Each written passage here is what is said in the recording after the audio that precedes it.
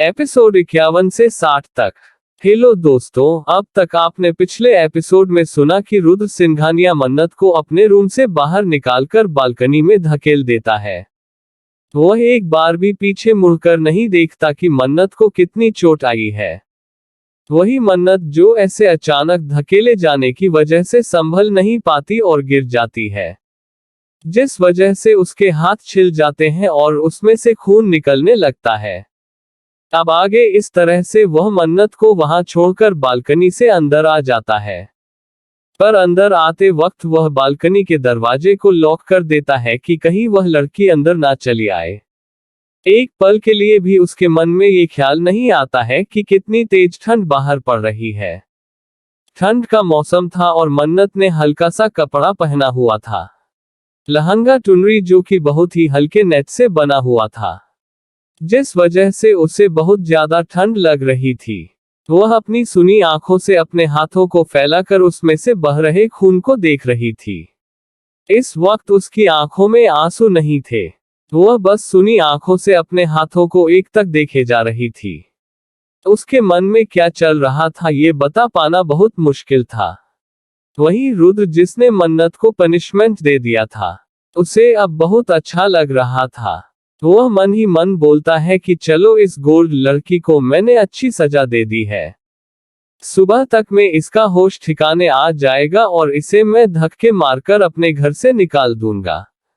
इतना बोलकर वह सीधा जाकर अपने बेड पर लेट जाता है और सोने की कोशिश करने लगता है।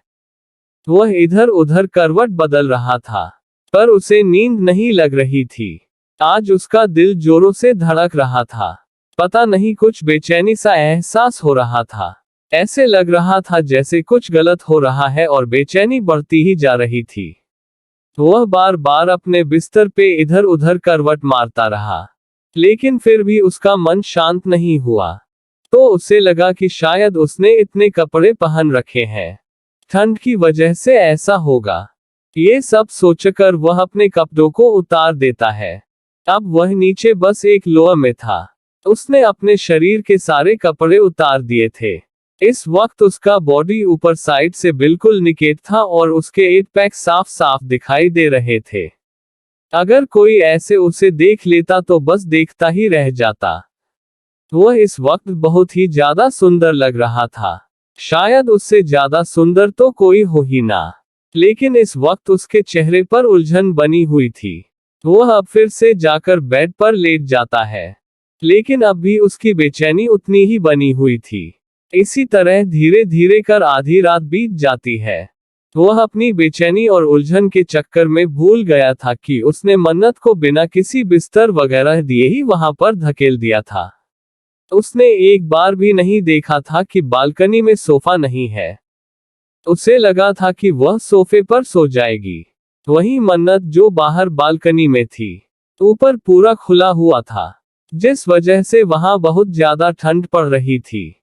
जैसे जैसे रात बढ़ रही थी, वैसे वैसे ठंड भी बढ़ती जा रही थी। अब ऐसा लग रहा था जैसे पूरा शरीर ही उसका जम जाएगा। ठंड इतनी ज्यादा हो गई थी कि उसे अपने शरीर में पकड़न सी महसूस हो रही थी। ऐसे लग रहा था जैसे मानो रात जैसे जैसे बढ़ रही थी, ठंड भी वैसे वैसे बढ़ रही थी। वहीं मन्नत की आंखों में पता नहीं कौन सा दर्द था। ना तो वह रो रही थी, ना ही कुछ बोल रही थी। बस एक टक ऊपर आसमान को देख रही थी, जिसमें कोहरे की वजह से धुंधला धुंधला सा सिर्फ चांद ही नजर आ रहा था। तारे तो जैसे कहीं खो गए थे। ठंड हद से ज्यादा बढ़ चुकी थी। ऐसे लग रहा था मानो हड्डी तक को गला देगी। मन्नत अपनी जगह पर से उठकर अगल बगल अपनी नजरें डालकर देखने लगती है। वह ढूंढ रही थी कि कोई ऐसी जगह मिल जाए जहां वह बैठकर इस रात को काट सके, क्योंकि उसे अब अच्छे से पता चल गया था कि उसे अपनी रात यहीं गुजारनी पड़ेगी। क्योंकि जिस इंसान ने उसे यहां धकेला था, वह भूलकर भी उसे अंदर नहीं बुलाने वाला है। शायद अब तक तो वह गहरी नींद में आराम से सो चुका होगा।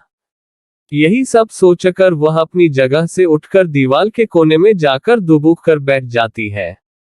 फिर भी उसे गर्मी कहीं से प्राप्त नहीं होती है, क्योंकि दीवार भी तो सीमेंट की बनी है।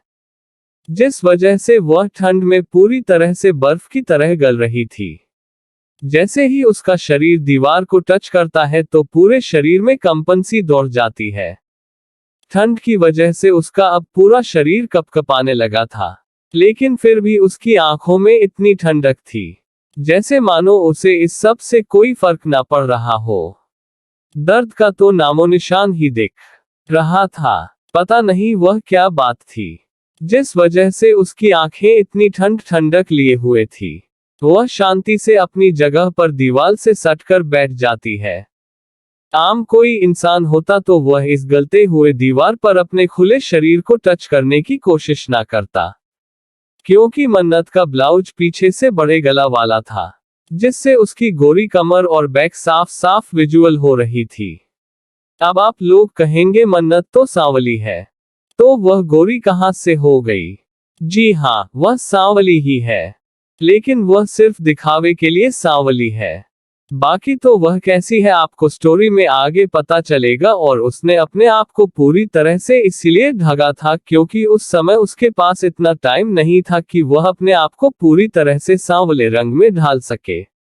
इसलिए उसका जितना शरीर सामने से दिख रहा था उसने उसे अच्छे से सांवला बना लिया था, लेकिन बैक को उसने अच्छे से अपने दुपट्टे से ढक लिया था, जिस वजह से ज्यादा कुछ दिखाई नहीं पड़ रहा था और अपने बालों को खोल रखा था। इस वजह से बैक का कुछ भी साफ साफ नहीं दिखाई दे रहा था और न ही किसी ने ध्यान दिया था। लेकिन अब इस कड़ाके की ठंड में जहां उसका पूरा शरीर ठंडा पड़ चुका था, कपड़ों की गर्मी पर्याप्त नहीं थी क्योंकि कपड़ा इतना पतला था कि वह उसे गर्म रखने में सक्षम नहीं था। फिर भी जैसे मानो उसको कोई असर ना हो, वह उसी तरह दीवार में सटे हुए उसी जगह पर बैठ जाती है। उसकी आंखों में बहुत ज्यादा गहराई थी, ऐसे लग रहा था जैसे वह कुछ सोच रही हो। तभी उसके आंखों के सामने एक धुंधला सा दृश्य दौड़ता है। एक धुंधला सा दृश्य दिखाई देने लगता है। माँ मुझे बचाओ, माँ मुझे बचाओ। एक छोटी सी बच्ची अपनी माँ को आंसू भरी आंखों से पुकार रही थी। इस समय उसके आवाज में बहुत ज्यादा दर्द था। ऐसे लग रहा था जैसे मानो उसे की बहुत ज्यादा दर्द हो रहा हो। उस बच्ची के शरीर पर कई जगह जख्म बने हुए थे और उसके शरीर से खून निकल रहा था। वहीं उसके सामने उसकी माँ जो खून से लथपथ जमीन पर पड़ी थी। ऐसे लग रहा था जैसे उसे किसी ने बहुत ही बेरहमी के साथ मारा हो। उसके शरीर पर बहुत ही ज्यादा घाव बने हुए थे, जिसमें से खून तेजी से बह रहा था। वहीं सामने वह नन्ही सी बच्ची जो ठीक से चल भी नहीं पा रही थी। वह किसी तरह सरकते सरकते बहुत ही मुसीबत से अपने माँ के पास पहुंचती है। वहीं उसकी माँ जो बेजान सी अपनी आंखों को खोलने की कोशिश कर रही थी, जिससे वह अपनी नन्ही सी परी को देख सके। उसका पूरा शरीर जख्म से भरा था। उसके शरीर से खून इतनी तेजी से बह रहा था कि वह पूरी तरह से कमजोर हो चुकी थी। उसके अंदर इतनी भी ताकत नहीं थी कि वह उठकर अपनी बच्ची को अपने गले से लगा सके, और ना इतनी ताकत थी कि वह अपनी बंद होती आंखों को झपका कर दोबारा खोल सके। वह अपने बंद हो रहे धुंधले धुंधले आंखों से अपनी बच्ची के रोते हुए चेहरे को देख रही थी। वह इतनी ज्यादा बेबस और लाचार थी कि उसे अपने आप पर रोना आ रहा था। वह मन ही मन भगवान से कह रही थी कि तुझे मुझ पर तरस नहीं आ रहा है। इतने दर्द और इतनी तकलीफों के बावजूद मैंने किसी तरह जीना सीखा और आज जब मैं अपनी जिंदगी हंसी खुशी जी रही थी तब तूने मुझे ये गहरा जख्म दे दिया। हे भगवान, तू किस जन्म का बदला मुझसे ले रहा है? मेरे साथ जो करता करता पर इस मेरी नन्ही सी बच्ची के साथ जो तूने किया वह अच्छा नहीं किया। तुझे तो भगवान होने का दर्जा ही नहीं मिलना चाहिए। तू अगर भगवान होता तो मेरी नन्ही सी बच्ची की जान तो बचा लेता। मुझे मरने से डर नहीं लगता है, मेरी मौत हो जाए, मुझे इस बात से डर नहीं लगता है, लेकिन मेरी नन्ही सी बच्ची को बचा ले। अगर तू सच में भगवान है तो बस मेरी नन्ही सी बच्ची को जिंदा रख। उसकी सांसों की बागडोर उससे ना छीन। अगर वह मर गई तो याद रखना कोई तुझे भगवान नहीं बोलेगा। तू पूजने लायक नहीं रहेगा। वह इस समय अपने दर्द को अपने भगवान को सुना रही थी और उसे अपने तकलीफ को बयां कर रही थी। वह बार बार यही प्रार्थना कर रही थी कि उसकी बच्ची को कोई बचा ले। वहीं वह नन्ही सी बच्ची जो अपनी माँ को इस तरह करते हुए देख रही थी, उसके आंखों से आंसू झरझर कर बह रहे थे। वह रोते रोते उसका गला इतना ज्यादा दर्द करने लगा था कि उसके मुंह से आवाज ही नहीं निकल रही थी। वह कदिलते करते अपनी माँ के पास तक पहुंच जाती है और अपनी माँ को पकड़कर जोर जोर से रोने लगती है। माँ माँ तुम्हें क्या हुआ? प्लीज माँ आंखें खोलो, माँ आंखें खोलो, मैं तुम्हारे बिना नहीं रह सकती हूँ। माँ प्लीज आंखें खोलो। वह बार बार अपनी माँ को उठाने की कोशिश कर रही थी कि इस समय उसकी आवाज में इतना दर्द था कि अगर कोई सुन ले तो उसका कलेजा ही फट जाए। वह दर्द की वजह से बेहोशी की हालत में पहुंच चुकी थी, लेकिन फिर भी वह अपनी उसी दर्द भरी आवाज में अपने माँ को बार बार उठाने की कोशिश कर रही थी। कहीं वह उसके गालों को थपथपाती, कहीं उसे कंधों से पकड़कर झकझोरती, पर उसकी माँ उठ नहीं रही थी।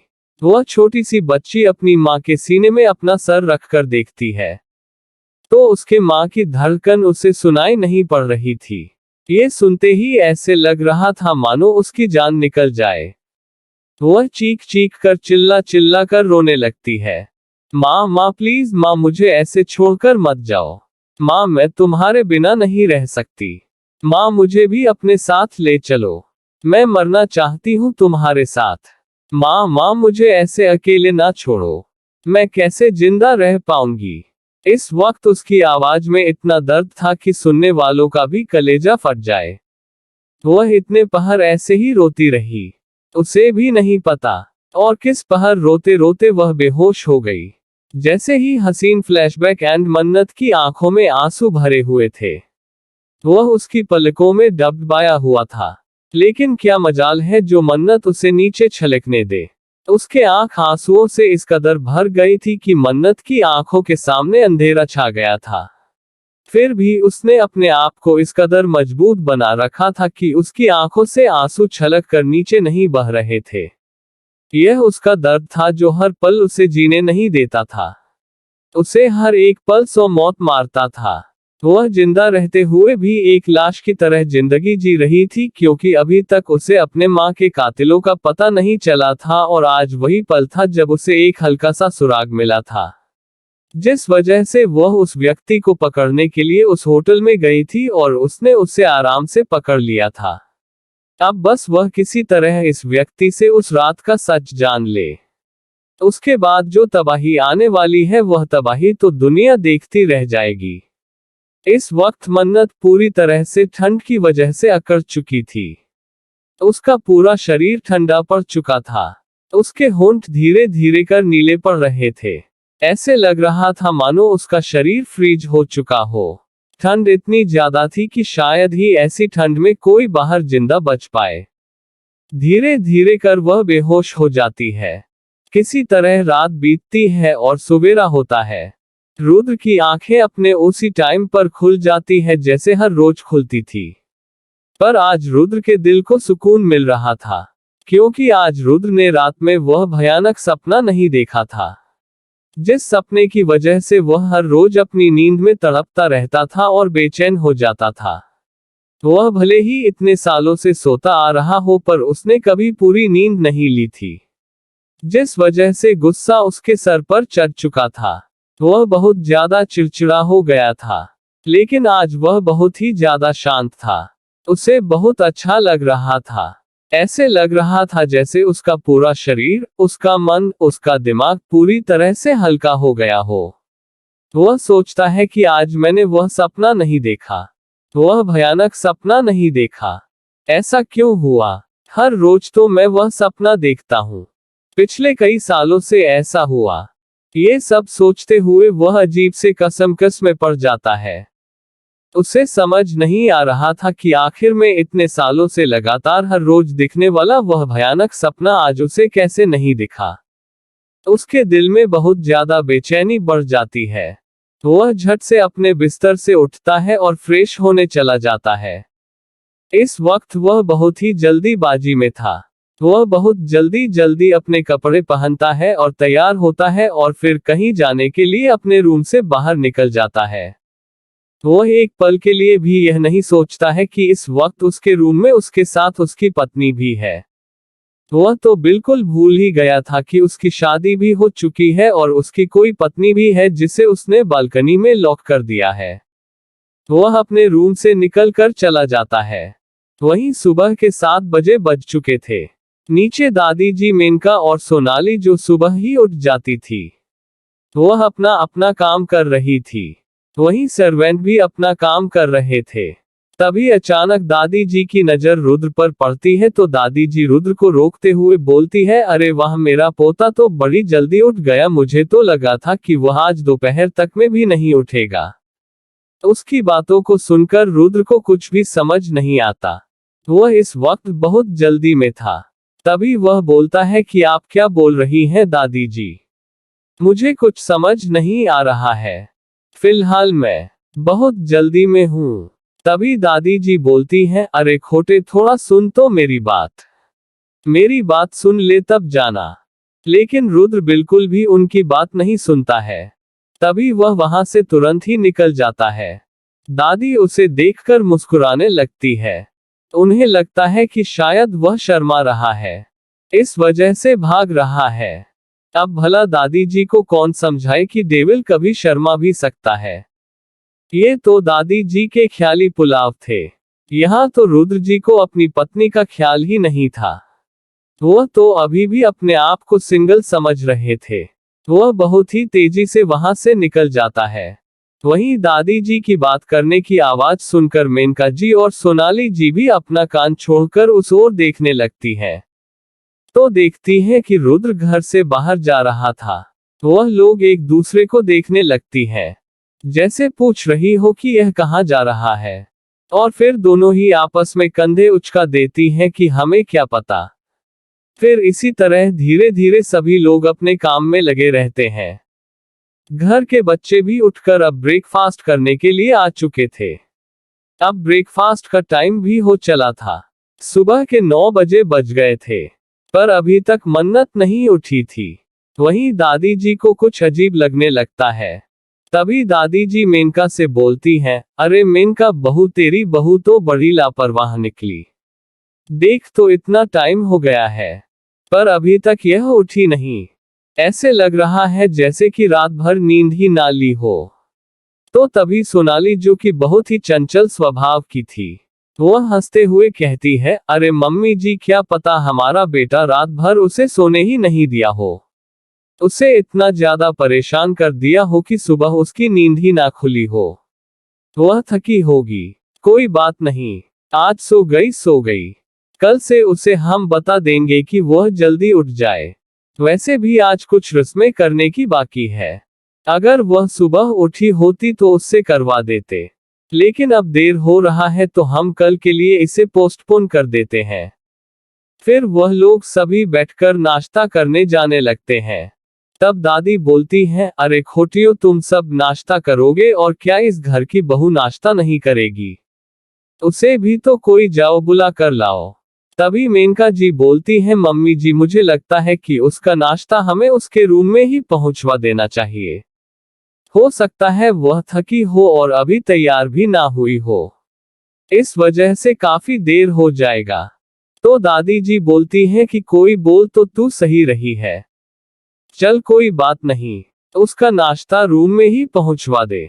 आज पहली बार है ना, इसलिए उसे थोड़ा शर्म भी आएगी और वह यहाँ हम लोगों के बीच में अपने आप को कंफर्ट भी महसूस नहीं कर पाएगी।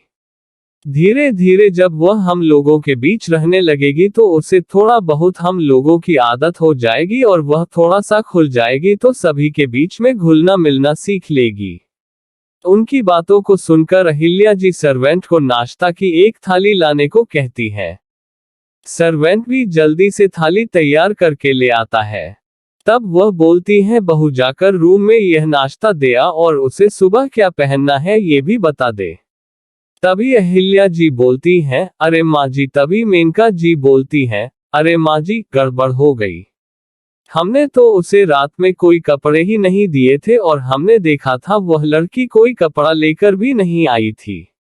उसकी बातों को सुनकर कार्तिक तपाक से बोल देता है, क्या कहा आपने? ये तो मैं पहली बार सुन रहा हूँ कि बहू एक जोड़े में घर आई है। अरे वाह, ये तो लेटेस्ट न्यूज़ बननी चाहिए। मॉम, हम क्या कहते हैं, इसे रिपोर्टर को बता दो।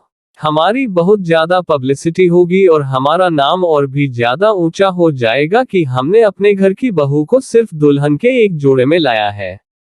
उसकी बातों को सुनकर सोनाली जी उसके सर पे एक थप्पड़ लगाती है और बोलती है, नालायक कहीं का, अपना मुंह बंद रखा कर। कितनी बार समझाया है, ये शादी अभी सीक्रेट है, किसी को नहीं बतानी है। तुझे समझ नहीं आती का? अपना ये टपर टपर वाला मुंह किसी के सामने देखना खोल मत देना, वरना मैं तेरे दांत तोड़ दूंगी। दादाजी ने पहले ही बताया था कि इस शादी के बारे में किसी को पता नहीं चलना चाहिए।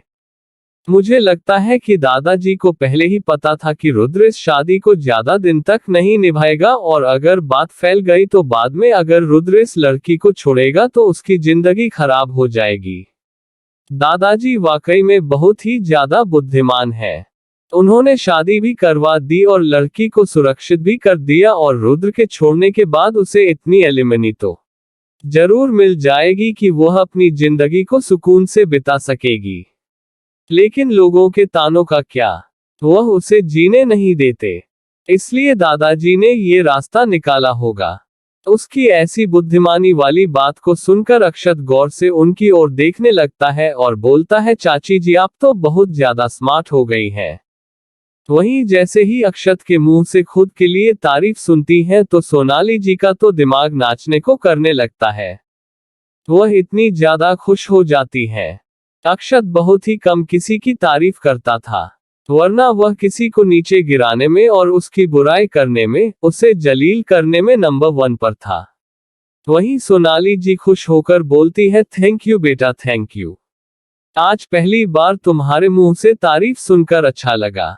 वहीं अक्षत बोलता है कि ठीक है, ज्यादा खुश होने की जरूरत नहीं है। मुझे भी आपके अंदर आज पहली बार दिमाग दिखाई दिया है। उसकी बातों को सुनकर बेचारी सोनाली जी का तो मुंह ही बन जाता है। वहीं सब लोग जोर जोर से हंसने लगते हैं। तभी अहिल्या जी बोलती हैं कि चलो बहुत हुआ, जाओ जाकर कोई रूम में खाना देकर आओ। तो सब लोग शांत हो जाते हैं। आखिर में उस डेविल के रूम में कौन जाए। तब अहिल्या जी मेनका जी से बोलती हैं कि जाओ तुम जाकर दे आओ। तो वह बोलती है, अरे माँ, मैं सबको यहाँ खाना सर्व कर रही हूँ, मैं चली जाऊंगी तो यहाँ कौन खाना देगा।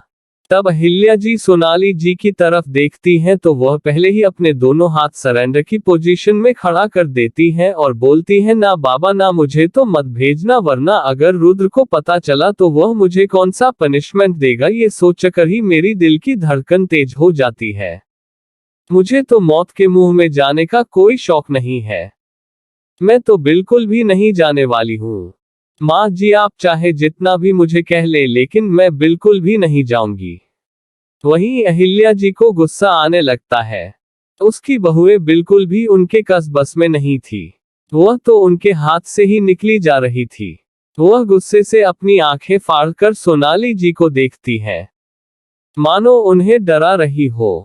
तभी सोनाली जी कहती है, माँ जी, आप चाहे आंखें फाड़ फाड़ कर देखो, चाहे डंडा लेकर मारो, मुझे सब मंजूर है, पर मैं तो रुद्र के कमरे में नहीं जाने वाली हूँ। अब बात आ जाती है कि अब कौन जाएगा। तभी अहिल्या जी प्यार से खुशी की ओर देखती है। वह जानती है कि खुशी जी को वह चाहे जो कहे, खुशी उनकी बातों को मना नहीं कर पाएगी, क्योंकि वह बहुत ही प्यारी और भोली भाली है। जब खुशी देखती है कि दादी माँ उनकी ओर उसकी ओर देख रही है तो वह हकलाते हुए बोलती है, दादा दादी जी आप मुझे क्यों बलि का बकरा बना रही हैं? आपको तो पता है भाई कैसे हैं, वह मुझे बिल्कुल भी नहीं छोड़ेंगे। अगर उन्हें पता चला कि मैं उनके रूम में गई थी तो। तब अहिल्या जी बोलती हैं, कल भी तो तुम उनके रूम में गई थी, क्या उसने तुझे कुछ कहा? तो खुशी सोचने लगती है कि अरे हाँ, मजा आ गया, कल मैं भाई के रूम में गई थी और भाई ने मुझे कुछ नहीं कहा। इसका मतलब लोग सही कहते हैं, बीवी आने के बाद भाई बदल जाते हैं। वह सच में बदल गए। लेकिन ठीक है, बहुत अच्छा है। भगवान करे उनकी एक नहीं दो चार और बीवियां आ जाए, भाई और एकदम से बदल जाएं। ये बोलकर वह भगवान को धन्यवाद अदा करने लगती है। अब भाई कोई हमारी इस खुशी को समझाए। एक बीवी को तो वह एक्सेप्ट नहीं कर रहा है, दो चार का क्या करेगा। तभी अहिल्या जी बोलती हैं, खुशी जाओ तुम देकर आओ, और हम एक सर्वेंट के हाथों कुछ कपड़े और गहने भेज रहे हैं। वह भी उन्हें दे देना और बता देना कि यह रिवाज है, इसे पहन लेंगी, जिससे आज उनके मुंह दिखाई की रस्म भी पूरी कर देंगे। वहीं मेनका जी आश्चर्य से दादी की ओर देखते हुए बोलती हैं, अरे माँ, आपने मुंह दिखाई के लिए किसे बुलाया है? क्या आपने इस शादी को पब्लिक कर दिया है?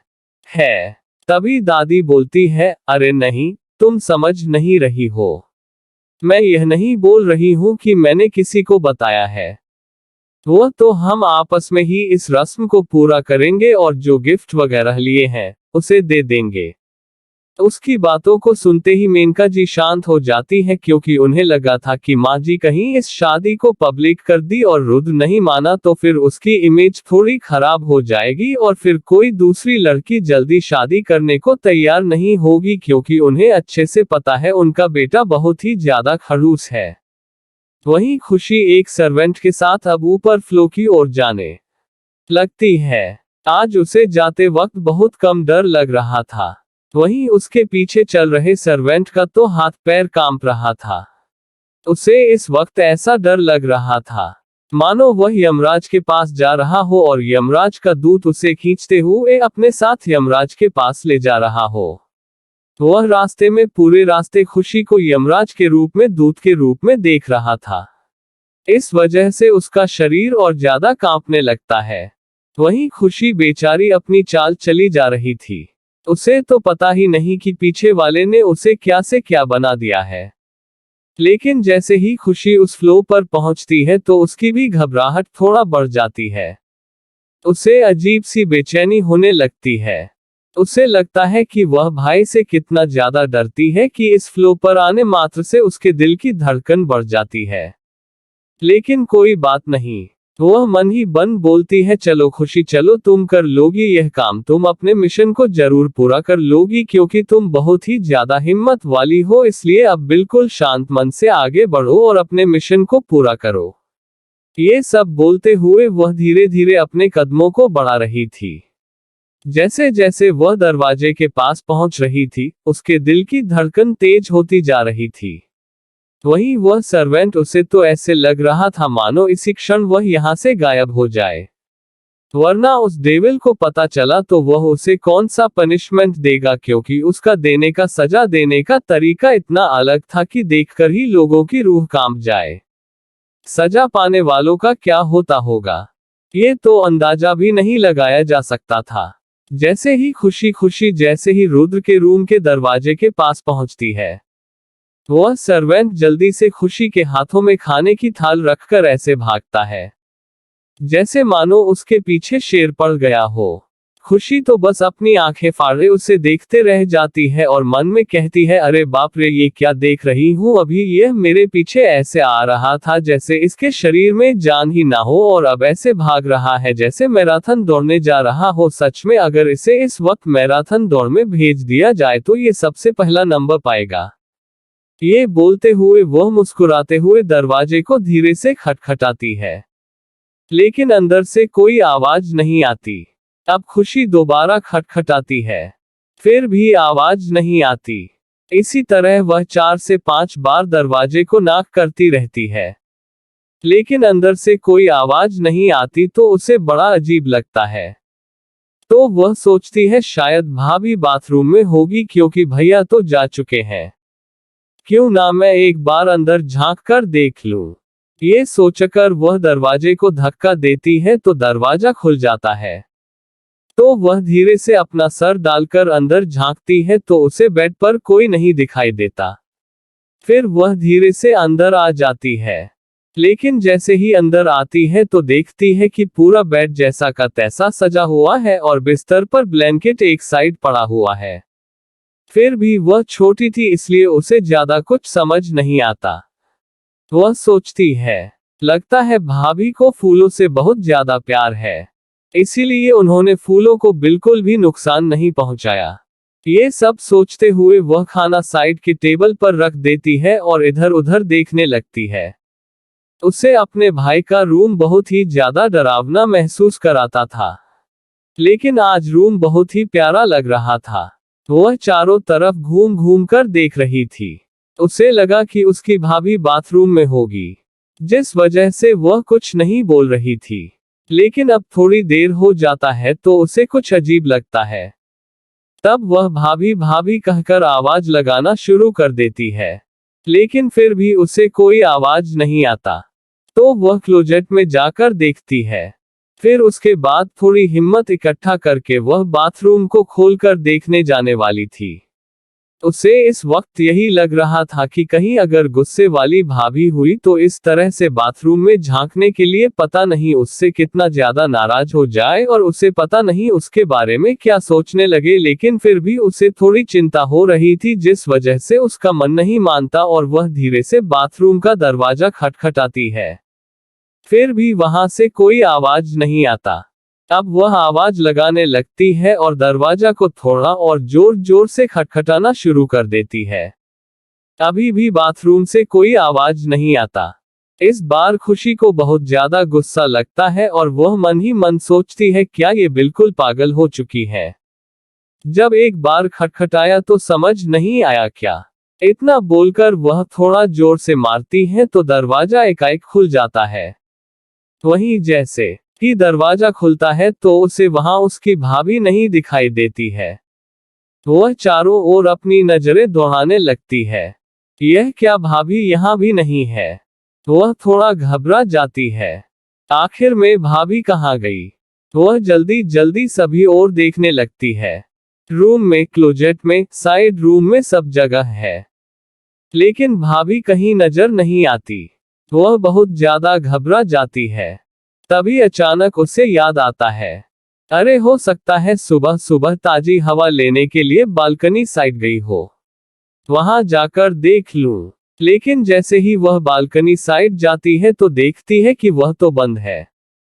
ये सोचकर वह आप वापस आने लगती है, लेकिन तभी उसके मन में ख्याल आता है कि हम सब ने किसी ने भाभी को नीचे जाते नहीं देखा। भाभी क्या यह विला घूमने के लिए अकेले ही निकल गई थी। अरे यार, अगर वह थोड़ा सा मुझे बताती तो मैं भी खुशी खुशी उनके साथ अपने घर में घूम लेती और उन्हें भी पूरा घर दिखा देती। यही सब सोचकर वह मुंह बनाने लगती है, लेकिन तभी अचानक से उसकी नजर सफेद फर्श पर गिरे खून के कुछ बूंदों पर जाता है। वह ध्यान से उसे देखने लगती है क्योंकि खून सूख चुका था, लेकिन जिस तरह से वह कतार में लगते हुए बालकनी की ओर जा रहा था, ये देखकर उन्हें उसे थोड़ा आश्चर्य होता है। वह कहती है, क्या ये खून है। वह ध्यान से नीचे बैठ जाती है और उसे देखने लगती है तो उसे समझ आता है कि हाँ, ये तो ब्लड ही है। ये सोचकर उसका दिल जोरों से धड़कने लगता है। उसके अंदर घबराहट आने लगती है, क्या हुआ होगा, आखिर में ये खून किसका होगा। क्या भाई ने भाभी को, इतना सोचते हुए वह बहुत ज्यादा घबरा जाती है। वह जल्दी से बालकनी की ओर दौड़कर जाती है और वहां का दरवाजा खोलती है, लेकिन ये क्या, सामने उसे कुछ नहीं दिखाई देता। वह जल्दी से बाहर निकलती है और अपने चारों ओर नजर दौड़ाकर देखने लगती है। अब भी वहां कोई कुछ नहीं दिखाई देता तो उसे लगता है कि शायद उसे ही कोई गलतफहमी हो रही होगी। भाभी यहाँ नहीं है, उन्हें चलकर अब विला में ढूंढना चाहिए। जरूर वह विला घूमने निकल गई होंगी और भाई ने ही कहा होगा। शायद वह अकेले बोर होती, इस वजह वह घूमने गई होंगी। कि इतना कहकर वह वहां से जाने लगती है, लेकिन तभी जैसे ही वह अपने कदम दरवाजा से अंदर रखने वाली थी, अचानक से उसकी नजर कोने में जाती है। जैसे ही वह कोने में देखती है तो उसकी आंखें बड़ी हो जाती है। वह आश्चर्य से उधर देखने लगती है और अचानक जोरदार चीखती है। उसे लगता है कि शायद भाभी उसकी मर गई है। जिस पोजीशन में वह वहां बेहोश पड़ी थी, ऐसी पोजीशन में अगर कोई नॉर्मल इंसान भी देखता तो उसे यही लगता कि सामने वाला इंसान जिंदा नहीं है। ये तो बेचारी खुशी थी। इसे तो इतना ज्यादा समझ भी नहीं था। वह जोर जोर से चिल्लाने लगती है और चीखने लगती है। वहीं बाहर का दरवाजा खुला होने की वजह से उसकी आवाजें सभी नीचे हाल में सभी को सुनाई पड़ने लगती है। आवाजें धीरे थी, लेकिन साफ साफ पता चल रहा था कि यह खुशी है जो बहुत ही ज्यादा जोर से चिल्ला रही है। अगर दरवाजा बंद होता तो कमरा साउंड प्रूफ था, उसकी आवाज बिल्कुल भी बाहर ना जाती। लेकिन खुशी के हाथों में खाने की थाल थी, इस वजह से खुशी दरवाजा नहीं बंद कर पाई थी। पर दरवाजा इसी तरह खुला छोड़कर वह अंदर आ गई थी। यह इसके लिए ही अच्छा हुआ। उसकी आवाज सुनकर सभी लोग घबराकर तेजी से ऊपर की ओर भागते हैं। उन्हें लगा कि खुशी को कुछ हो गया है, पर क्या हुआ होगा? सबके मन में अलग अलग ख्याल आ रहा था। वहीं अक्षत तो तुरंत यही सोचता है कि यह जरूर उस घटिया लड़की की चाल होगी। उसने जरूर कुछ ऐसा किया होगा जिससे खुशी को चोट लग गई होगी और वह दर्द की वजह से चिल्ला रही है, क्योंकि इस वक्त उसकी आवाज में दर्द झलक रहा था, क्योंकि खुशी के आंसू बह रहे थे और वह देखकर बहुत ज्यादा डर चुकी थी। वह अपनी जगह पर ही फ्रीज हो गई थी, लेकिन फिर भी वह चिल्लाना बंद नहीं कर रही थी। सभी लोग वहां तेजी से भागते हैं तो देखते हैं कि रूम में कोई नहीं है। आवाज बालकनी से आ रही है। वहीं अक्षत, जो उसमें सबसे लंबा चौड़ा था, वह बहुत ही तेजी से खुशी के पास आता है और उसे तुरंत पकड़कर ऊपर से नीचे तक देखने लगता है और घबराते हुए बोलता है, बच्चा क्या हुआ? तुम इतनी तेज क्यों चिल्ला रही हो? क्या तुम्हें कहीं चोट आई है? क्या तुम्हें कुछ हुआ है? वहीं खुशी घबराहट के मारे कांप रही थी और वो कुछ नहीं बोल रही थी और घर के लोग उसे चारों तरफ से घेर लिए थे, जिस वजह से अब मन्नत नहीं दिखाई दे रही थी। वह तो उनकी भीड़ में पीछे ही छिप गई थी और खुशी को इस तरह रोता देखकर सब इतना ज्यादा घबरा गए थे कि किसी को मन्नत का ख्याल ही नहीं आता। तभी कुछ भी घबराते हुए पूछता है, बच्चा क्या हुआ? तुम इतना ज्यादा क्यों डर रही हो? तुम बताओ ना क्या हुआ? कुश हमेशा शांत रहता था, वह ज्यादा नहीं बोलता था, लेकिन उसकी एक दूसरी साइड भी थी। अगर उसके अपनों को कुछ हो जाए तो वह एक शैतान बन जाता था। इस समय उसके आंखों में खून उतर आया था। उसकी बहन इस तरह बदहवास होकर रो रही थी।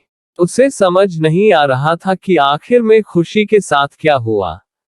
वह उसे तेजी से झोरते हुए बोलता है, खुशी होश में आओ, होश में आओ और बताओ क्या हुआ तुम्हारे साथ। तभी अक्षत बोलता है कि वह लड़की कहाँ गई? वह घटिया लड़की, उसने ही जरूर कुछ खुशी के साथ किया होगा, जिस वजह से वह ऐसे रो रही है। इतना बोलकर वह उसे ढूंढने लगता है तो वह देखता है कि उसके आसपास वह नहीं है, तो उसे लगता है कि जरूर उसी ने कुछ किया है, तभी वह भाग गई है और छुप गई है, वरना वह भी इस वक्त यहाँ मौजूद होती और इतनी देर से खुशी रो रही है, वह उसके पास क्यों नहीं है? ये सब सोचते हुए उसके हाथों की मुट्ठियां बन जाती है और वह अपना दांत पीस लेता है।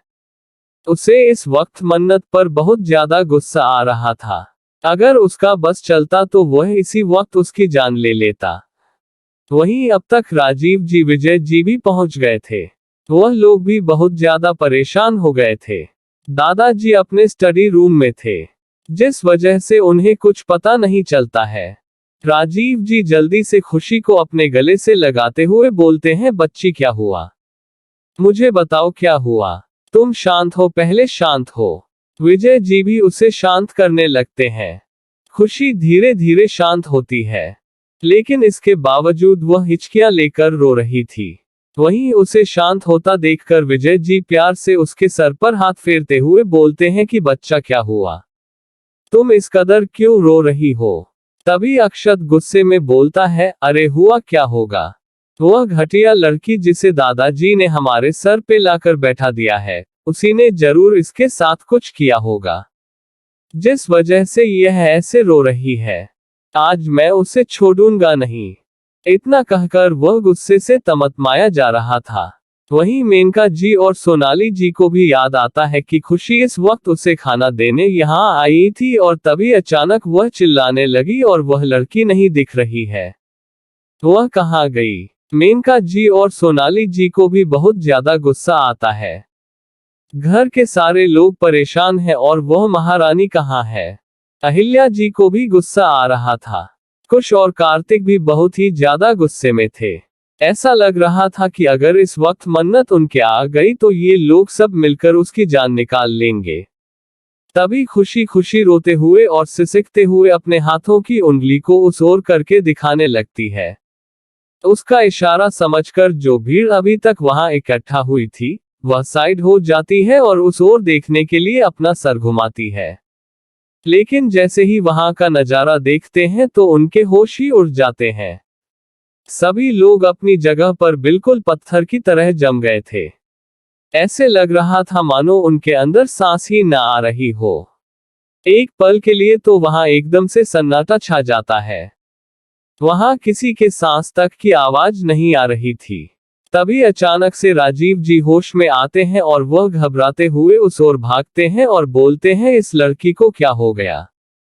कहीं रुद्र ने तो इतना बोलकर उनका पूरा शरीर कांप जाता है। उन्हें अच्छे से पता था ये सब रुद्र ने ही किया है, क्योंकि यह उसका कमरा है और रात भर यही उसके साथ था। बाकी कोई भी यहाँ नहीं आया था। इसका मतलब उसके बच्चे ने नहीं, उसका बच्चा ऐसा नहीं कर सकता है। वह किसी की जान ऐसे नहीं ले सकता है। वह भी अपनी ही बीवी की ऐसा नहीं हो सकता है। राजीव जी बहुत ज्यादा घबरा रहे थे। उनके सांस बहुत तेज चलने लगती है। उनका दिल जोरों से धड़क रहा था। यही हाल अहिल्या जी, मेनका जी, विजय जी, सोनाली जी सभी का था। वहीं सारे बच्चे तो अपनी आंखें फाड़े देख रहे थे। अब जाकर उन्हें समझ में आता है कि खुशी क्यों इतनी ज्यादा डर गई थी और क्यों इतना चिल्ला रही थी। तभी विजय जी होश में आते हुए कहते हैं कि भाई, यह आप क्या कर रहे हैं? साइड हटिए, पहले देखिए कि वह जिंदा है कि नहीं, क्योंकि इस वक्त तक मन्नत का पूरा शरीर जमने बर्फ में जमने की वजह से एकदम से नीला पड़ चुका था। वह लोग जैसे ही उसे छूते हैं तो उसका शरीर बर्फ के समान ठंडा था। ये देखकर उनकी तो सांस ही अटक जाती है। क्या वह मर गई थी? नहीं नहीं, ऐसा नहीं हो सकता है। ऐसा नहीं हो सकता है। वह बहुत ज्यादा घबराने लगते हैं। उसका बच्चा ऐसे अपनी पत्नी का खून नहीं कर सकता है। वहीं अहिल्या जी, मेनका जी और सोनाली जी तो रोने लगती हैं। उन्हें समझ नहीं आता कि रुद्र ने ये क्या कर दिया। अरे, उसे नहीं पसंद था तो छोड़ देता, निकाल देता, तलाक दे देता। हमसे कहता, पर उसकी जान क्यों ले ली? उन्हें लगा कि उनका डेविल बच्चा उसे जान से मारकर यहाँ फेंक दिया है। एक पल के लिए भी उनके मन में दूसरा कोई ख्याल नहीं आया, क्योंकि वह अपने बच्चे को बहुत अच्छे से जानते थे। वह किसी की जान लेने में एक मिनट की भी देरी नहीं लगाता था।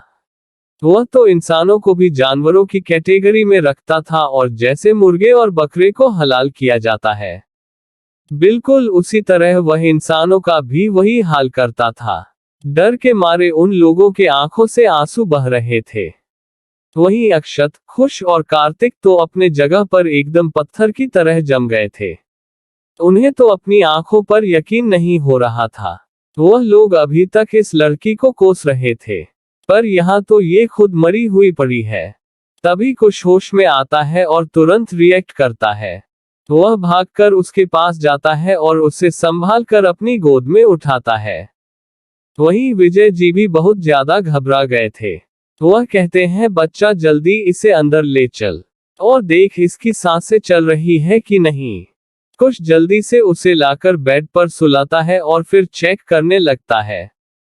उसकी नब्ज खुश के पकड़ में नहीं आ रही थी। एक पल के लिए तो कुछ का दिल भी बैठ जाता है। उसके आंखों में आंसू भर गए थे। क्या उसका भाई इतना ज्यादा हार्टलेस है? उसे एक लड़की भी नहीं समझ में आई जो उसकी पत्नी है। क्या उसे एक पल के लिए नहीं लगा कि यह उसकी पत्नी है? उसने ये क्या कर दिया? उसे समझ नहीं आ रहा था। कुश की भी अपनी एक साइड थी जिसमें वह बहुत ही हार्टलेस और क्रूर था। लेकिन वह इंसानियत को तो ध्यान में रखता था, लेकिन ये क्या उसका भाई तो इंसानियत ही भूल गया है। इस वक्त उसे मन्नत के लिए बहुत ज्यादा दुख हो रहा था। अपने भाई की जगह अगर वह होता तो कम से कम उसे डांटता, धत्कारता और अपने कमरे से बाहर निकाल देता, लेकिन उसे गेस्ट रूम में जरूर सोने के लिए भेज देता। इस तरह उसे मारने की जरूरत क्या थी? इस वक्त खुशी के सर पर जो चोट लगी थी उससे खून बहा हुआ था, जो सूखा हुआ था और फैला भी हुआ था। इस वजह से समझ नहीं आ रहा था कि चोट कितनी दूर तक लगी है, पर उसमें ब्लड जरूर दिखाई दे रहा था, जिससे उन्हें लगा कि उन्होंने उसके भाई ने उसका सर पटक कर मार दिया होगा और वह दुबली पतली नन्ही सी जान है। एक दो बार में ही उसकी जान निकल गई होगी। किसी को समझ नहीं आ रहा था कि वह क्या करे। तभी अक्षत सबको पीछे करता है और उसके दिल की धड़कन को चेक करने लगता है। उसे इस समय बहुत अजीब लग रहा था। वह सबके सामने ऐसे उसके सीने पर हाथ नहीं रख सकता था, लेकिन यह उसकी मजबूरी थी। वह उसके सीने पर हाथ रखता है। सभी लोग इस समय सोचने समझने की शक्ति खो चुके थे। तो वह देखता है कि उसकी सांसें बिल्कुल भी नहीं समझ में आ रही थी। इस समय किसी को ये होश नहीं था कि तुरंत डॉक्टर को बुलाया जाए, और वह लोग अभी डॉक्टर को भी नहीं बुला सकते थे। अगर मान लो खुशी की मौत हो गई होगी तो वह इस चीज को बाहर किसी के सामने नहीं ला सकते थे, वरना बहुत बड़ा बवाल हो जाता। वहीं अक्षत को जब समझ नहीं आता तो वह धीरे से अपना कान वहां ले जाकर सुनने लगता है। शायद उसे कुछ समझ में आ जाए, और जैसे ही वह उसके सीने में अपना सर रखता है, उसे एक अजीब सा एहसास होता है। एक ऐसे अपनेपन का, एक ऐसे एहसास का जो शायद उसका अपना हो, और यह क्यों था उसे समझ में नहीं आता। इस वक्त न तो उसे इस लड़की से नफरत हो रही थी, ना घिना रही थी। उलट उसके एक अपनापन महसूस हो रहा था और दिल में सुकून महसूस हो रहा था। उसे समझ नहीं आ रहा था कि यह क्या है। तभी वह एहसास करता है कि उसके दिल की धड़कन बहुत ही धीरे गति से चल रही है। ऐसे लग रहा है जैसे वह अपनी सांसों को बस छोड़ने ही वाली है। जैसे ही उसे यह एहसास होता है, वह तुरंत जोर से चिल्लाता है, डैड, अभी अभी मन्नत में जान बाकी है, इसीलिए जल्दी से डॉक्टर को कॉल करो, कहीं देर ना हो जाए। उसकी बात को सुनकर सभी के जान में जान आती है। तुरंत ही विजय जी फोन करते हैं और डॉक्टर को 5 मिनट के अंदर अपने मेंशन में आने को कहते हैं। यह उनका फैमिली डॉक्टर था, जिस वजह से उन्हें उतना ज्यादा डर नहीं था, लेकिन फिर भी इंसान तो वह भी था। यह नजारा देखेगा तो वह इनके बारे में क्या सोचेगा कि इनका घर अपने बहुओं के साथ ऐसा ही ट्रीट करता है। इस समय सभी की नजरें झुकी हुई थी। उनका सर शर्म से झुका हुआ था। डॉक्टर घर पहुंच चुका था। वह मन्नत का इलाज कर रहा था। उसे बहुत ज्यादा ताज्जुब हो रहा था कि इतने ज्यादा ठंड में रहने की वजह से जहां एक आम इंसान की मौत होना निश्चित था, फिर ये लड़की कैसे जिंदा थी, इसके अंदर सांस कैसे बची है। उसे तो अपनी आंखों पर यकीन नहीं हो रहा था, जिस वजह से मन्नत का पूरा शरीर ठंड की वजह से अकड़ गया था, और उसका शरीर इतना ज्यादा ठंडा था कि अगर उसे उबलते हुए पानी में भी इस वक्त डाला जाए तो वह गर्म नहीं होने वाला था। ऐसे लो टेम्परेचर में वह रहकर कैसे जिंदा रह सकती है। डॉक्टर के मन में भी अजीब अजीब से सवाल चल रहे थे। वहीं वह उसे वार्न करने के लिए एक साथ 3-4 इंजेक्शन लगाता है, जिससे उसके शरीर पर इसका असर तुरंत हो जाए, और फिर बहुत सारी और भी ट्रीटमेंट करता है और उसके शरीर पर रगड़ने के लिए गर्म तेल और ताप देने के लिए ब्लोअर लाने को कहता है। सभी लोग इस समय बहुत ही ज्यादा परेशान थे। वह जल्दी जल्दी सारा काम कर रहे थे। वहीं मेनका जी जल्दी से उसके पैर के तलवों में तेल को रगड़ रही थी, जिसे अभी अभी सर्वेंट ने गर्म करके लाया था। वहीं उसके चारों तरफ ब्लोअर लाकर लगा दिया गया था, जिससे उसके शरीर को थोड़ी गर्मी पहुंचाई जा सके।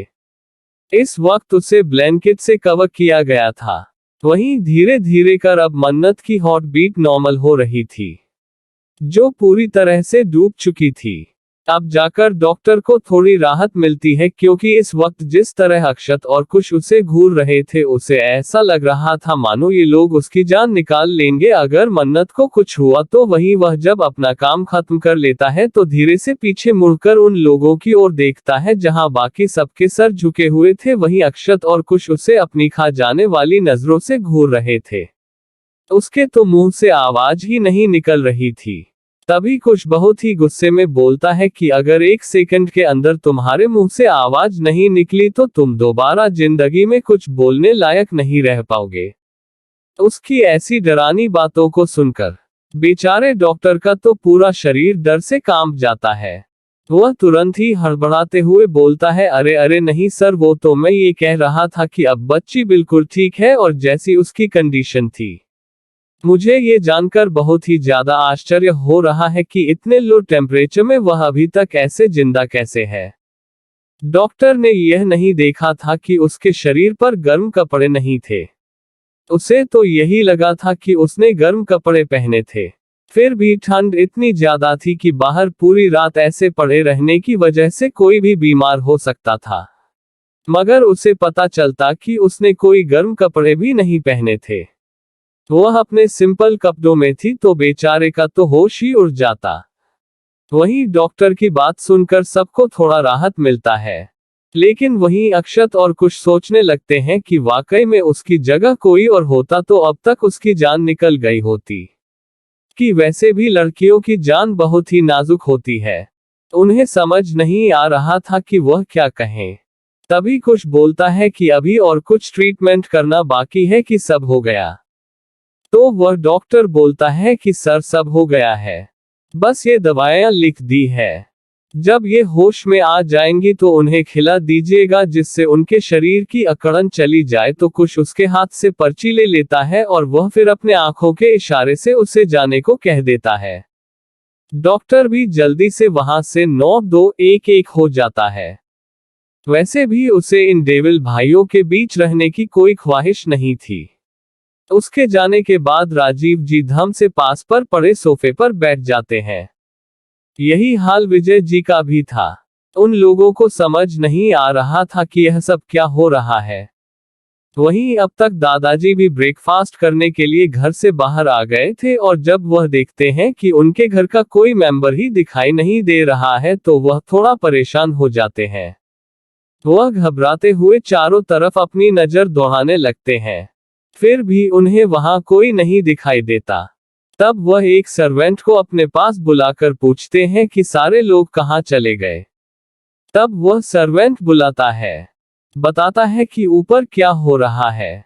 जैसे ही दादाजी सर्वेंट की बात सुनते हैं तो उनके आंखों में खून उतर आता है। दादाजी बिना अपनी उम्र की परवाह किए भागते हुए ऊपर छत की ओर जाने लगते हैं। वहीं सर्वेंट जब दादाजी को इतनी फुर्ती से भागता हुआ देखता है तो उसे तो अपनी आंखों पर यकीन ही नहीं होता है। क्या बूढ़े दादाजी के हड्डियों में इतनी जान है कि वह इतनी तेजी से भागकर जा रहे हैं। बस 1 मिनट ही हुए होंगे, दादाजी 3rd फ्लोर पर आ चुके थे।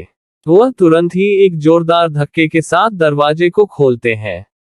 वहीं इतनी तेज दरवाजा खुलता हुआ देखकर सभी लोग चौंक कर उधर देखते हैं तो दादाजी अपनी लाल आंखें लिए हुए वहां खड़े थे। उन्हें ऐसे रूप में देखकर एक बार तो सभी लोग डर जाते हैं।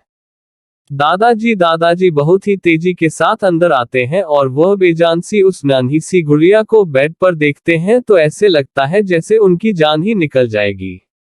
उसकी हालत बहुत ही खराब थी।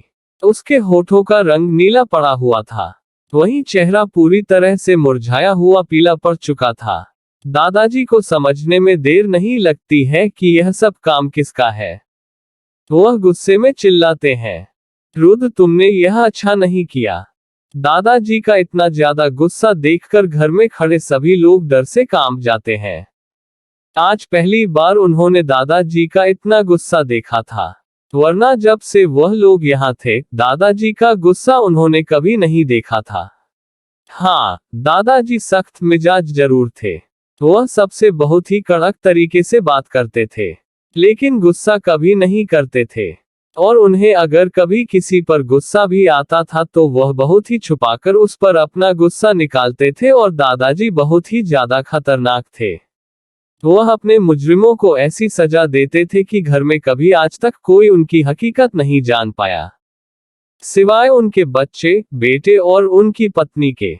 यहाँ तक कि मेनका जी और सोनाली जी को भी कुछ नहीं पता था कि दादाजी अपने दुश्मनों को कैसी मौत से भी बदतर सजा देते हैं। वहीं विजय जी और राजीव जी समझ जाते हैं कि पापा जी बहुत ज्यादा गुस्से में हैं। अब रुद्र को उनके हाथों से कोई नहीं बचा सकता है। वह दोनों अपना सर हिलाकर रह जाते हैं। वह कर भी क्या सकते थे। आखिर में उनके बेटे ने इतनी बड़ी गलती जो की थी। अरे गलती क्या कहो, उसने तो एक महापाप कर दिया था। आज उसने अपनी पत्नी को अपने ही हाथों मार डाला था। जहां एक और यह सब हो रहा था, वहीं दूसरी ओर रुद्र जो सुबह ही कहीं निकल कर गया था। वह और कहीं नहीं गया था। वह अपने एक डॉक्टर दोस्त के पास आया था, क्योंकि वह पिछले कई सालों से अपने नाइटमेयर का इलाज करवा रहा था। लेकिन आज तक कई तरह का एक्सपेरिमेंट करने और कई तरह की दवाएं खाने के बावजूद उसके साथ कभी ऐसा नहीं हुआ कि उसने वह सपना ना देखा हो और एक पल भी सुकून से सोया हो। लेकिन वह बहुत ही सुकून महसूस कर रहा था। वह रात के किस पहर सोया था, वह तो उसे भी नहीं याद था। वह डॉक्टर को एक एक कर सारी बात बताता है कि रात में उसे बहुत बेचैनी हो रही थी। उसे बहुत ज्यादा उलझन हो रहा था। वह अपने कपड़े निकाल दिया था और फिर वह लेट गया था। लेकिन फिर भी उसे बेचैनी हो रही थी, और फिर वह धीरे धीरे कब सो गया उसे पता नहीं।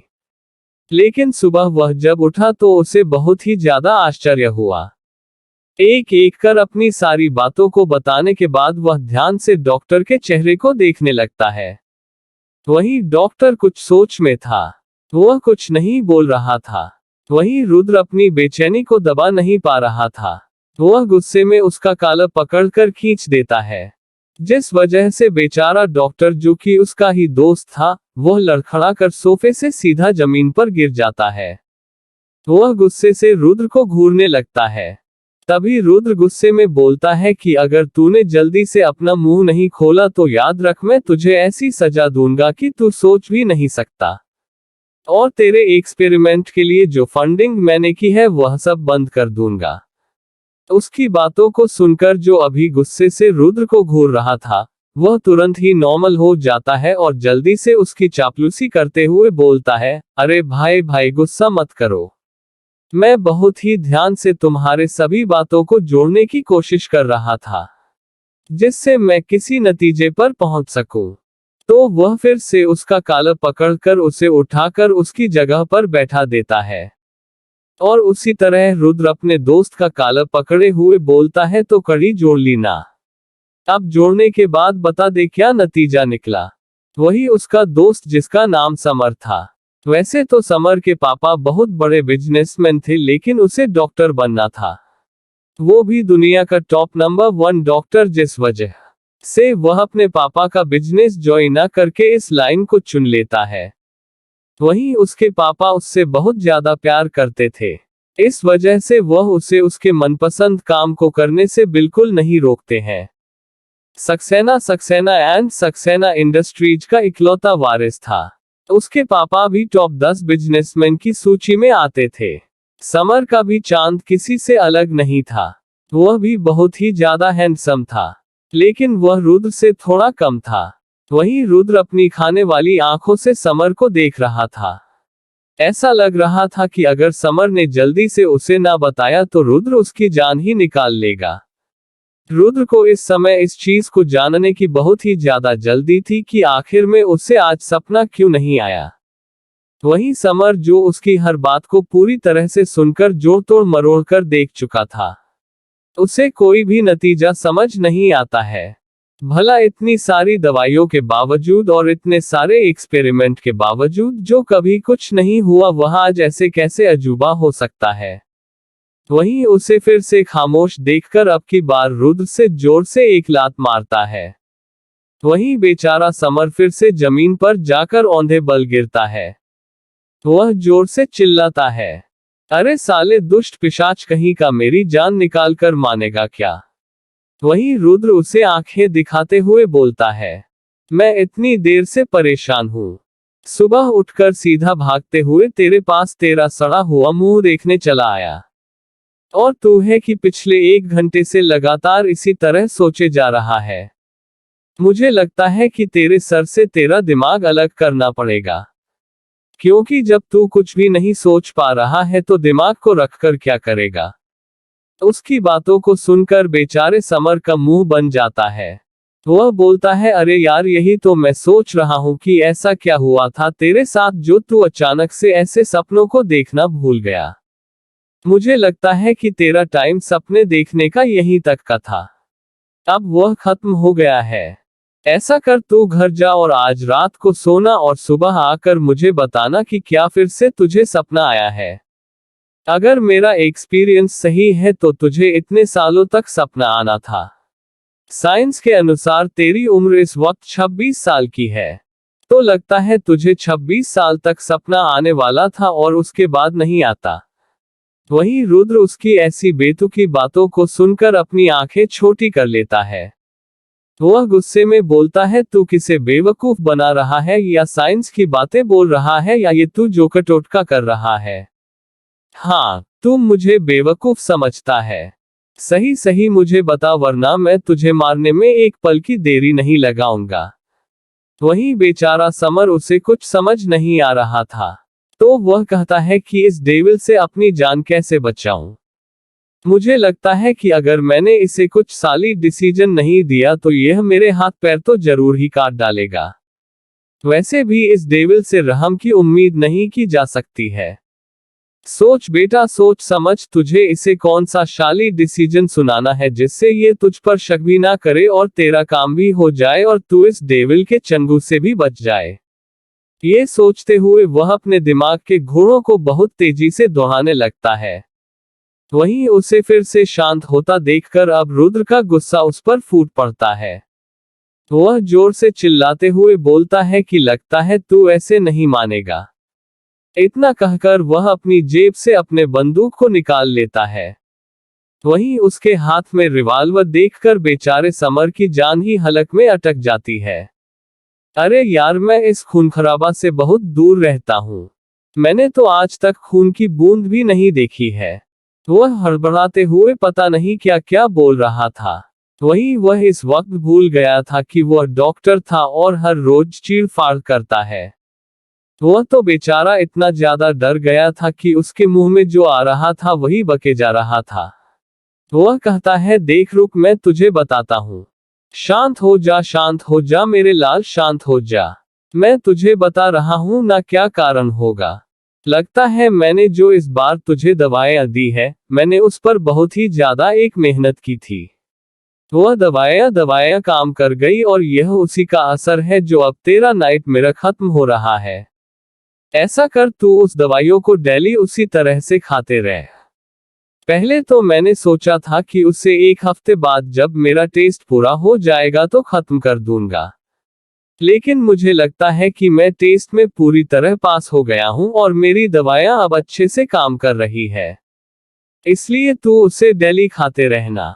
इस तरह तेरे ये नाइटमेयर वाला प्रॉब्लम धीरे धीरे कर खत्म हो जाएगा। उसकी बातों को सुनकर रुद्र को भी लगता है कि वह सही बोल रहा है। हाल ही में अभी कुछ दिन पहले समर ने अपनी कुछ नई दवाएं रुद्र को दिया था और उसे भरोसा दिलाया था कि इस दवाई को खाने के बाद तुम्हें अपनी प्रॉब्लम से आजादी मिल जाएगी। तो उसे लगता है कि शायद यह उसकी दवाइयों का ही असर है। ये सोचकर अब जाकर उसके चेहरे पर सेटिस्फैक्शन दिखाई देता है। वह शांति से जाकर अपनी जगह पर बैठ जाता है। वहीं बेचारे समर, जिसकी सांस अटकी हुई थी, वह एक लंबी सांस छोड़ता है और बोलता है, बाप रे बाप, जान बचे तो लाखों पायो। इतना बोलकर वह अपने सीने पर हाथ रख लेता है। उसका दिल बहुत जोरों से धड़क रहा था। वह अपने दिल की ओर देखने लगता है और बोलता है, थैंक गॉड तुम अंदर ही हो। मुझे लगा था कि तुम बाहर निकल गए हो क्योंकि तुम इतने ज्यादा तेज तेज धड़क रहे हो। तो मुझे लगा कि तुम बाहर से ही धड़क रहे हो। अब यार कोई हमारे इस समर जी को समझाए। यह एक चॉकलेटी बॉय है, लेकिन यह एक फेमस डॉक्टर भी है, और इनकी डॉक्टरी की, इनके इलाज की जितनी भी तारीफ की जाए वह कम है। ये बहुत ही अच्छा इलाज करते हैं अपने मूज मरीजों का। उन्हें दवाइयों के साथ साथ उनका एंटीटेरिमेंट भी अच्छे से करते हैं, जिससे यहाँ कोई मरीज आता है तो वह दुखी और असहाय और तकलीफ में महसूस नहीं करता है। ये सब इनकी मेहरबानी है। इस वजह से समर सक्सेना को सभी लोग बहुत ज्यादा प्यार करते हैं और इनका बहुत ज्यादा नाम है। बहुत सारी लड़कियां सिर्फ समर सक्सेना से ही अपना इलाज करवाना पसंद करती हैं, चाहे वह छोटी से छोटी प्रॉब्लम हो या चाहे जितनी बड़ी प्रॉब्लम हो। जहां एक ओर रुद्र को अपने सवालों का जवाब मिल गया था, वहीं दूसरी ओर अब तक 5 घंटे बीत चुके थे, लेकिन अभी भी मन्नत को होश नहीं आया था। घर के सारे लोग काफी ज्यादा घबराए हुए थे। अक्षत और कुश ने तो डॉक्टर के कनपटी के ऊपर बंदूक लगाकर उसे तो यहीं बैठा दिया था। वह बेचारा भी सांस रोके बैठा हुआ था। वह भी बार बार भगवान से प्रार्थना कर रहा था कि इस बच्ची को जल्दी से होश में आए। अगर यह होश में नहीं आई तो ये डेविल उसकी जान निकाल लेंगे। वैसे तो उसने उन लोगों को बताया नहीं था कि अभी भी मन्नत के होश में आने का बहुत बड़ा रिस्क है, लेकिन उसे पता था कि यह लड़की जब इतनी स्ट्रांग है कि वह मौत के मुंह से निकलकर बाहर आ गई है तो होश जरूर आएगा। इसी वजह से उसने ज्यादा कुछ इन लोगों को नहीं बताया था। अगर इन्हें पता चलता कि अभी भी मन्नत की जान खतरे में है तो ये लोग तो तुरंत उसे ही गोली से उड़ा देते। जिस वजह से वह बहुत ही अच्छे तरीके से मन्नत का इलाज कर रहा था और बार बार भगवान से प्रार्थना कर रहा था कि इस बच्ची को जल्दी से होश में लाए। अब तक 6 घंटे बीतने को थे। मन्नत होश में नहीं आ रही थी। वहीं अब पूरा परिवार परेशान हो गया था। वहीं दादाजी अपनी आंखों में आंसू भरे बस एकटक मन्नत की ओर देख रहे थे। वह बार बार अपने मन में यही सोच रहे थे, क्या उन्होंने इस बच्ची के लिए यह फैसला लेकर गलत किया? क्या उसका पोता कभी नहीं सुधर सकता है? जब आज अपने पहली रात में ही उसने इस बच्ची के साथ इतना गंदा व्यवहार किया है तो आगे वह इसके साथ क्या क्या कर लेगा। दादाजी को अच्छे से पता था, आज उनके पोते की जगह अगर किसी और ने उसके ऊपर इस तरह हाथ उठाया होता या उसके साथ कोई भी गलत व्यवहार किया होता तो शायद ही वह इस पृथ्वी पर जिंदा होता, और वह उसके साथ उसका पूरा घर खानदान ही गायब हो जाता। लेकिन यह उसका दादाजी का नालायक पोता था जिसे मन्नत ने बर्दाश्त किया था, वरना वह किसी को ऐसे आसानी से छोड़ दे, ये तो उसने कभी जिंदगी में किया ही नहीं था। दादाजी ने देखा था, रुद्र बड़े ही आराम से सुबह घर से निकल गया था। ऐसे लगा जैसे कुछ हुआ ही ना हो। इस समय दादाजी का खून खल रहा था। अगर रुद्र इस समय दादाजी के सामने आ जाता तो वह अपनी छड़ी से उसकी टांगे तोड़ डालते। वह गुस्से से अपनी मुट्ठी बंद किए हुए बैठे थे। उन्होंने रुद्र को कई बार कॉल किया था, पर रुद्र उनकी कॉल रिसीव नहीं कर रहा था। वहीं अब दादाजी के गुस्से का बांध टूट पड़ता है। वह तुरंत ही रुद्र के सेक्रेटरी यानी यतिन के पास फोन मिला देते हैं और गुस्से में बोलते हैं, रुद्र कहाँ है? वहीं जैसे ही यतिन दूसरी तरफ से फोन उठाता है, दादाजी की इतनी कठोर आवाज सुनकर वह अंदर तक हिल जाता है। उसे समझ में नहीं आता कि दादाजी इतने ज्यादा गुस्से में क्यों है। वह तो डर से कांपने लगता है। उसके मुंह से आवाज ही नहीं निकल रहा था। इन पोते और दादा के बीच में वह बिल्कुल किसी तबले की तरह बजाया जाता था। लेकिन आज दादाजी का गुस्सा बहुत ही ज्यादा खतरनाक था। इस वजह से उसे लगता है कि हे भगवान, इस रुद्र ने कोई गड़बड़ ना किया हो, वरना वह तो मरेगा ही मरेगा। लेकिन साथ में दादाजी मुझे भी नहीं छोड़ेंगे। इतना बोलकर वह हकलाते हुए दादाजी से बोलता है कि सर एक मीटिंग में है। वहीं दादाजी कहते हैं उसे तुरंत कहो कि मीटिंग छोड़कर घर आए। अगर उसने ऐसा नहीं किया तो याद रखेगा मैं उसे अपनी जायदाद से बेदखल कर दूंगा। जिस मीटिंग के लिए वह इतना सब कुछ कर रहा है, ना इतनी मेहनत कर रहा है, तो आराम से जाकर मौज करे। उसे इतनी मेहनत करने की जरूरत ही नहीं पड़ेगी। ना ही उसे कंपनी मिलेगी और ना ही उसे मेहनत करना पड़ेगा। उस दादाजी की बातों को सुनकर बेचारे ये तिनकी तो आंखें ही फट जाती है। वह मन ही मन अब कल्पना करने लगता है, रुद्र से कंपनी छीन ली गई है। दादाजी ने उसे घर से निकाल दिया है। रुद्र फटे पुराने कपड़े में जो चारों तरफ से ऐसे लग रहा था देखने से जैसे कुत्ते ने चीर फाड़ कर नीच दिया हो। इस तरह पहने हुए अपने हाथों में भीख का कटोरा लिए हुए सभी के सामने भीख मांग रहा था और वहीं यतिन राजा की तरह बैठकर उसके कटोरे में एक का सिक्का डाल रहा था। अरे यार, इतना अमीर होने के बाद सपने में भी यह कंजूसी कर रहा है। यानी इसे नोटों की गड्डी नहीं बल्कि 1 रुपया 1 का सिक्का देने का मन किया। हद है यार हमारे नितिन बाबू की। इनके कंजूसी की तो बात ही क्या कहें। वहीं दादाजी गुस्से में बोलते हैं, तुम्हें सुनाई दिया कि नहीं? अगर तुमने उसे घर नहीं भेजा तो दूसरे दिन अफ्रीका जाने के लिए तैयार रहना। वहीं जैसे ही यह बात यतिन के कानों में जाती है, वह तुरंत ही लड़खड़ाकर अपनी जगह से नीचे गिर जाता है। इस वक्त वह सोफे पर बैठा हुआ था और अपना काम कर रहा था। लेकिन दादा की यह बात कि उसे कल ही अफ्रीका भेज देंगे, उसे सदमा देने के लिए काफी था। वह उसी तरह जमीन पर लेट जाता है और अपने ठुड्डी पर हाथ रखकर अपने सर को उस पर रख लेता है और बोलता है कि हे भगवान, मैंने अगले जन्म में कौन सा पाप किया था जो ये पोता और दादा मुझे हमेशा अफ्रीका भेजने की धमकी देते रहते हैं। अगर मैं अपने काम में अच्छा ना होता तो ये दोनों डेविल मुझे अब तक अफ्रीका भेज चुके होते और वहां के खूंखार इंसानों के बीच अब तक मैं गायब हो चुका होता। हे भगवान, इन लोगों से मुझे बचा लो। पता नहीं वह कौन सा दिन होगा जब मैं इसके सेक्रेटरी के जॉब से रिजाइन करूंगा और मेरी आत्मा मुक्त हो जाएगी। इतना बोलकर वह जोर जोर से जमीन पर ही अपना सर पटक पटक कर रोने लगता है। इस वक्त वह पेट के बल लेटा हुआ था, जिस वजह से उसे अपना सर पटकने में कोई परेशानी नहीं हो रही थी। उसे तो लग रहा था कि वह अभी यहीं मर जाए। इन लोगों ने उसका जीना हराम कर रखा है। थोड़ी देर बाद रुद्र जब मीटिंग से बाहर आता है तो यतिन जल्दी से भागकर उसके पास जाता है और वह दादाजी ने जैसा बोला था बिल्कुल वैसा ही सुनाता है। वहीं दादाजी के इस ऑर्डर को सुनकर रुद्र का खून खौल जाता है। वह गुस्से में बोलता है कि उनकी हिम्मत भी कैसे हुई मुझे कंपनी से बेदखल करने की। मैंने इस कंपनी को इतनी मेहनत से इतनी ऊंचाई तक पहुंचाया है और जब आज यह आसमान की बुलंदियों को छू रहा है तो वह मुझे बेदखल करने को कह रहे हैं। रुद्र का गुस्सा इस समय चरम पर था। उसे समझ नहीं आ रहा था कि दादा ने आखिर में उसे ऐसा क्यों कहा।